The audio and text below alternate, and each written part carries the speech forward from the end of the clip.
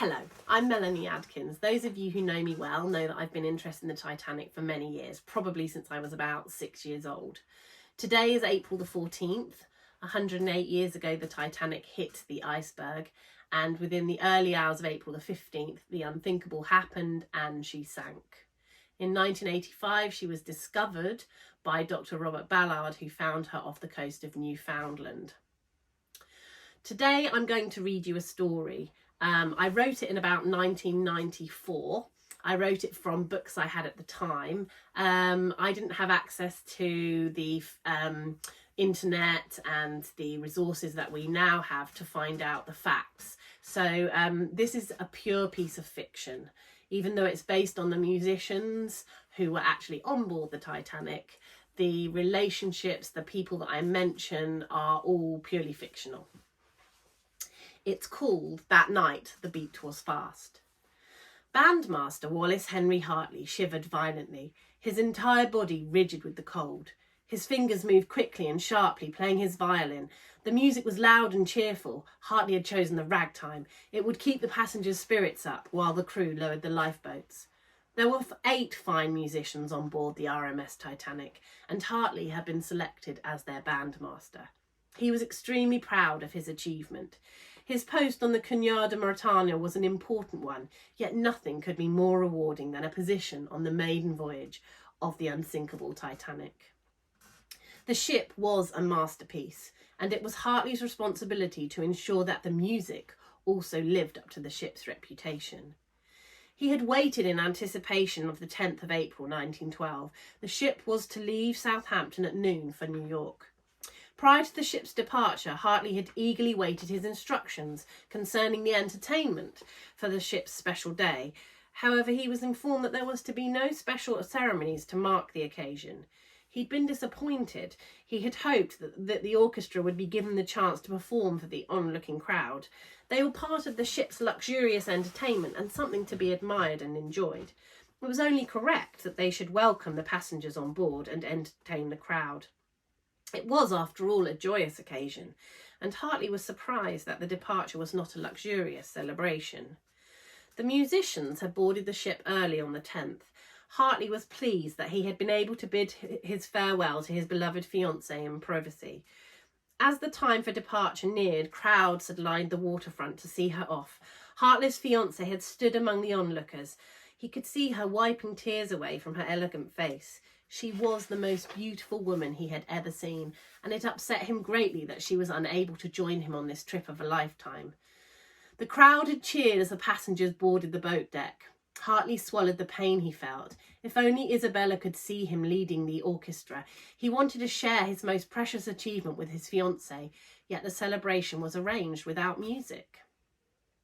After a near collision with the American liner, the New York, Southampton went out of sight, and along with it went Isabella's beautiful figure, her lace handkerchief blowing in the wind. Hartley had gathered himself together. He must make a good impression on the glamorous passengers. The first 3 days of the voyage had been a great success.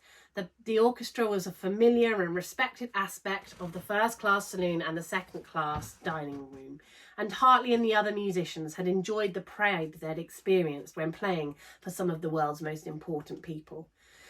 However, the greatest privilege was yet to come. The musicians eagerly looked forward to playing at the luxurious party that would take place when the ship reached New York. That would be the proudest moment of the orchestra members' lives, one they would remember forever. It was on the 4th night of the voyage that the musicians found themselves on the crowded boat deck. Wallace Hartley, distracted by the cold wind, thought about his fiancée and the pride he'd experienced as the bandmaster of the Titanic. He could not believe that his life would soon be over. He would not believe it. This ship is unsinkable, he thought. Captain Edward Smith must be merely taking precautions. This ship is the world's largest and most luxurious creation.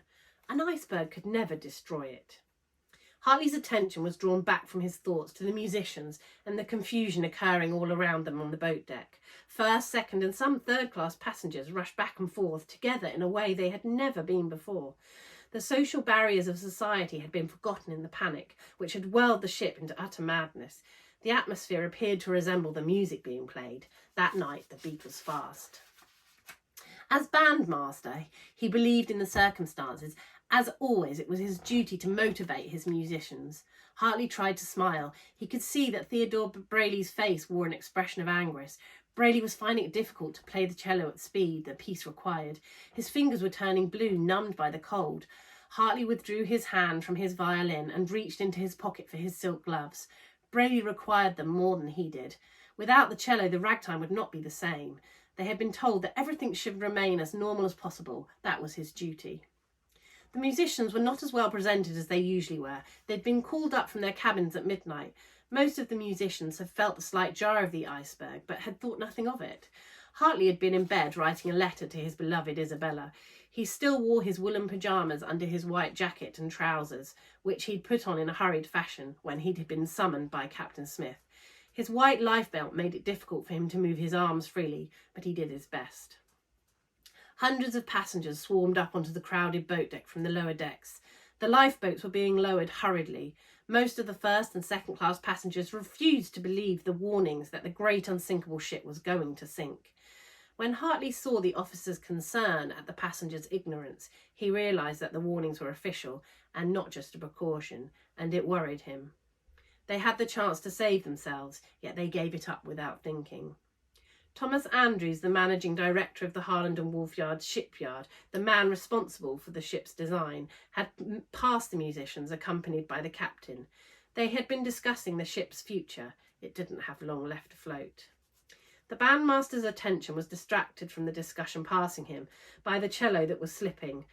Bricoux and Clark were also finding it hard to keep hold of their instruments. The boat deck was beginning to slant, and the cello was sliding on the slippery floor.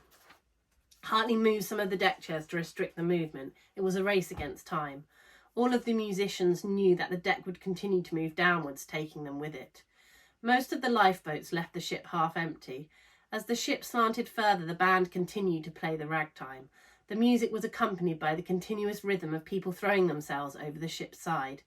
Once the lifeboats had left the ship, the remaining passengers seemed to relax. Their fate had been decided.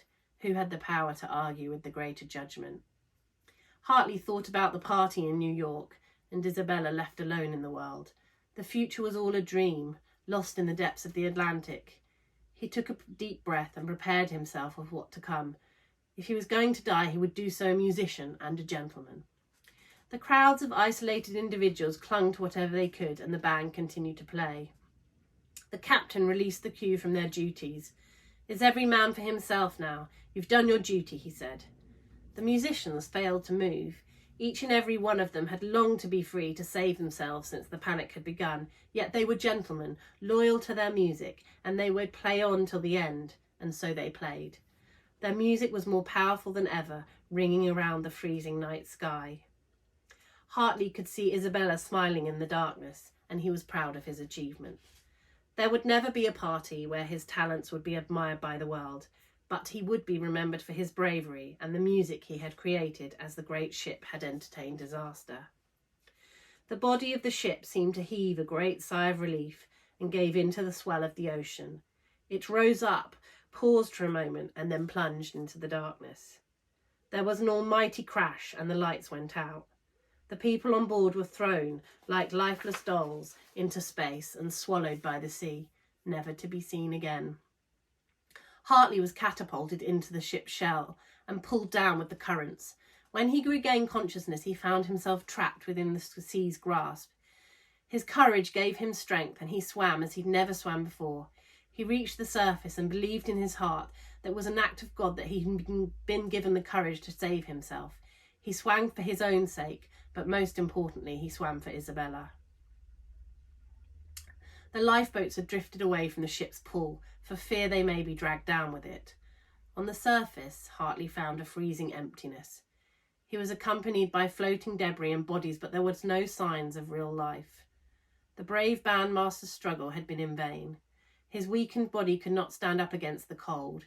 Instead, it gave in willingly, allowing the Atlantic to wash over him, cleansing him from the scars of the disaster. Hartley spent the last moments of his life alone with his memories and his pride. He had done his duty. He had been born a musician, and he had died a musician. It was his first love and his last. Thank you for listening. Tomorrow I'm going to share a poem that I wrote about the sinking. See you then.